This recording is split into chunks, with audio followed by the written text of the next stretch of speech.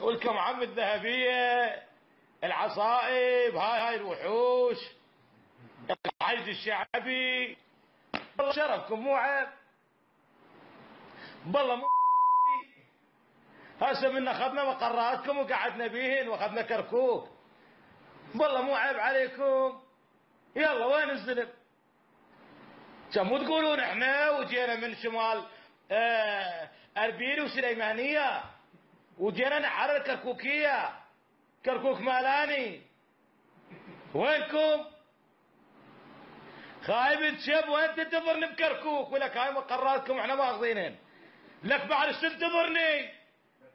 لك انا قاعد بمقراتكم حطينا صورنا وقعدنا. بسم الله الرحمن الرحيم والصلاة والسلام على ڕوودا و بە دوواداچوونی بۆ چەکدارەکە کرد. دەرکەوت ناوی حەسەن پلایزە. لە گرتەیەکی ڤیدیۆییدا دەردەکەوێت کە بەرپرسی پەیوەندیەکانی بزوتنەوەی ئانساڕوڵای ئەوفیایە و هەڕەشە لە کورد دەکات بە هاوپەیمانی ئیسرائیل و ئەمریکا ناویان دەبات. واليوم رفعوا العلم الإسرائيلي في كردستان العراق. لە گرتەیەکی دیکەیدا هەڕەشە لە کوردانی شاری کەرکوک دەکات و تۆمەتباریان دەکات کە گوشاری زۆریان خستووەتە سەر عەرەب و تورکمانەکان و پێیان گوتون دەبێ شارەکە جێبێڵن.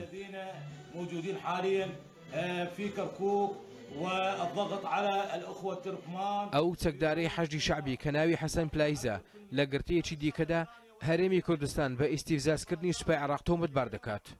عبر القنوات الفاشلة کە لە ڕێگەی دەستگا ڕاگەیاندنەکانی و فەیسبوک و ئیسرائیل و ئەمریکا دەیەوێ ئیستیفزازی سوپای عێراق بکات و دەڵێت ئەمڕۆ هێندە زری پۆش و چەکی قورسمان ڕەوانەی دەوروبەری شاری کەرکوک و هەولێر و سلێمانی کردووە.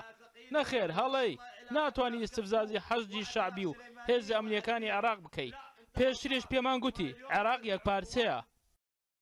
حەسەن پلایز لە سەرەتای ئەم مانگە پۆستەکەی وەرگرتووە، پێش ئەوەش کاری پۆسەڵکردنەوەی بۆم بووە.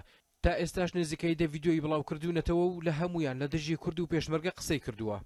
دوای ئەوەی عەبادی ئەو ڤیدیۆی پلایزی بە سەختەدانا دەست بەجێ ڤیدیۆکە لە پەیجەکەی نەما و بەڵام لە دەیان ئەکاونت و پەیجی دیکەەوە شێرکرا و بڵاو کرایەوە.